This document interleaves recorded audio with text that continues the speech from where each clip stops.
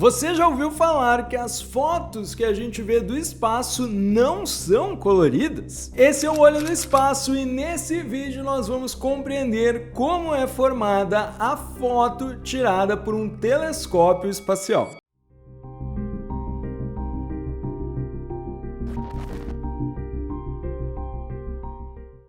Vamos começar pela notícia triste. Um telescópio espacial como o Hubble não tira fotos coloridas. Isso é verdade. As imagens que vemos cheias de cor e diferentes nuances, na verdade, são formadas a partir de softwares computacionais. Mas isso não quer dizer que a NASA está nos enganando ou que aquelas imagens não são de verdade. Quando falamos que as imagens não são coloridas, é porque, na verdade, elas são compostas por diferentes fotos que enxergam diferentes cores. O que eu quero dizer é que, diferente do seu celular, que tira imagens coloridas com apenas um botão, um telescópio precisa tirar várias fotos com diferentes filtros para depois formar uma imagem como nós conhecemos. Para entender um pouco mais desse processo, nós vamos precisar voltar para as aulas de física. A luz é uma onda eletromagnética.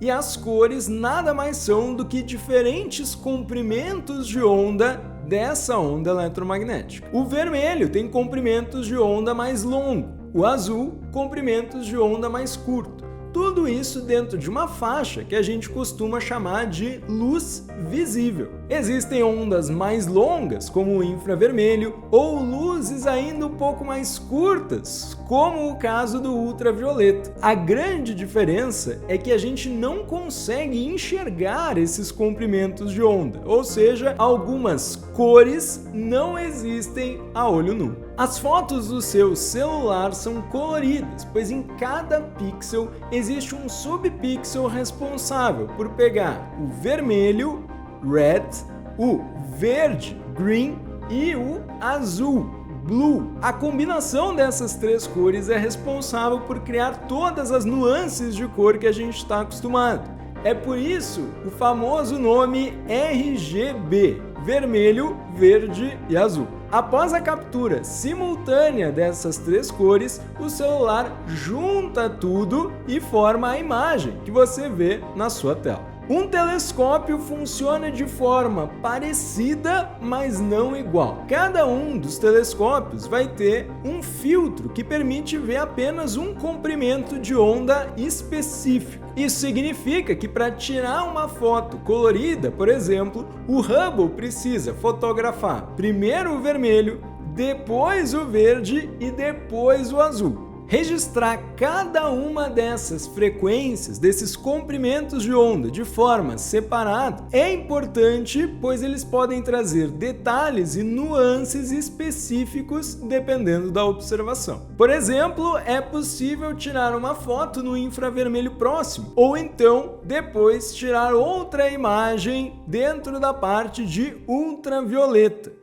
E depois se unem todas essas imagens. Além disso, é possível tirar uma foto com um filtro do infravermelho próximo, ou então com um filtro de ultravioleta. Tudo isso fora do espectro que a gente chama de visível. E por que essas imagens monocromáticas são tão importantes? Porque essas imagens permitem que nós vejamos fenômenos que só são visíveis em um determinado comprimento de onda. Ou seja, tem muita coisa que acontece que não está sendo captado pelos nossos olhos. É a partir dessa análise de espectro, por exemplo, que nós podemos entender como é a composição química de uma nebulosa ou de um planeta. É como se a gente soubesse a cor de cada um dos elementos. Então, se a gente quer saber se determinada nebulosa tem aquele elemento químico, a gente consegue fotografar com a cor certa. Quando vemos uma foto do espaço, na verdade o que a gente está vendo é uma composição de diferentes imagens tiradas com diferentes filtros a partir de um software de computador sejam combinadas em uma imagem RGB que a gente consegue ver com os nossos olhos. Ou seja, essas imagens não representam como seria ver a nebulosa, mas são sim imagens de uma nebulosa.